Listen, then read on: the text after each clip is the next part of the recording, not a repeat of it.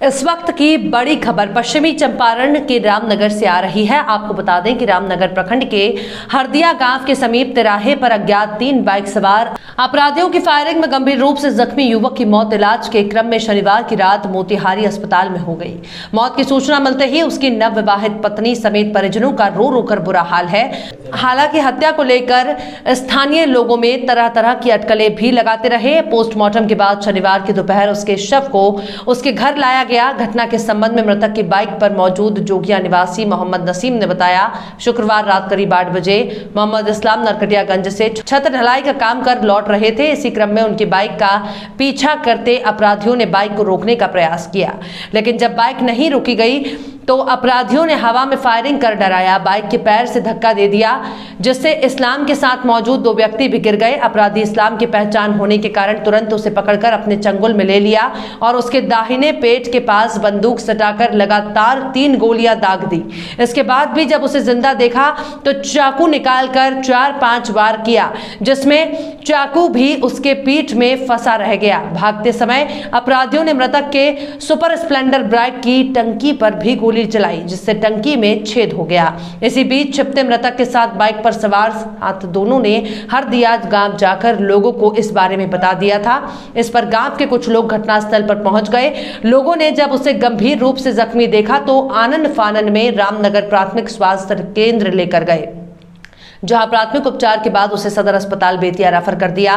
बेतिया से भी उसे मोतिहारी रेफर कर दिया, वहीं उसकी मौत हो गई। इस्लाम के पिता राजमिस्त्री थे। 7 बहनों और 3 भाइयों में वो मंझले थे। इसी साल 17 मई को उसका विवाह हुआ था।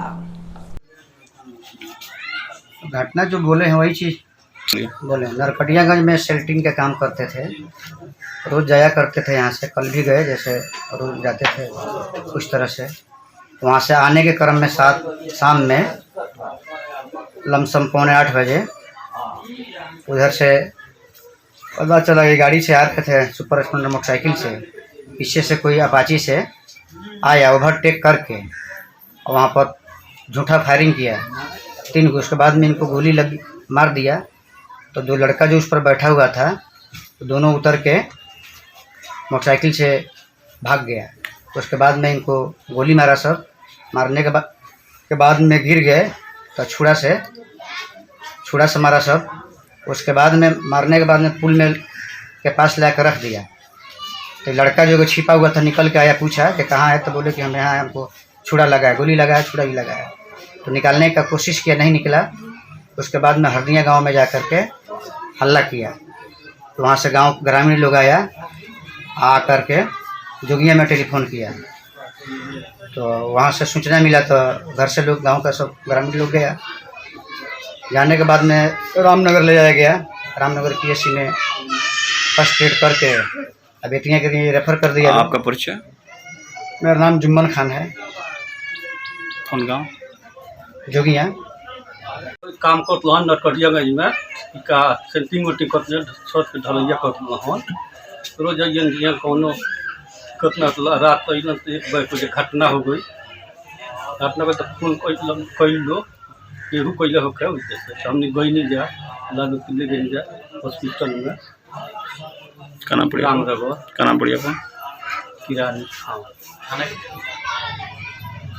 9:15 पे प्राथमिक स्वास्थ्य केंद्र रामनगर में एक इंज्योर्ड पर्सन आया जिसका नाम मोहम्मद इस्लाम, उम्र 30 साल, पिता स्वर्गीय मुस्तफ़ा खान। उसके पीछे के पोर्शन में चाकू लगा हुआ था और काफ़ी सीरियस कंडीशन में था। उसका प्राथमिक उपचार करके बेतिया के लिए रेफर कर दिया गया। उसे गन शूट इंजरी हुई थी 2 जगह, राइट लेटरल अपर चेस्ट और लोअर लेटरल चेस्ट में 2 जगह गन शूट इंजरी कंडीशन था। प्राथमिक उपचार करके बेतिया के लिए रेफर कर दिया गया। मैं डॉक्टर दियासा राज, मेडिकल ऑफिसर, प्राथमिक स्वास्थ्य केंद्र रामनगर।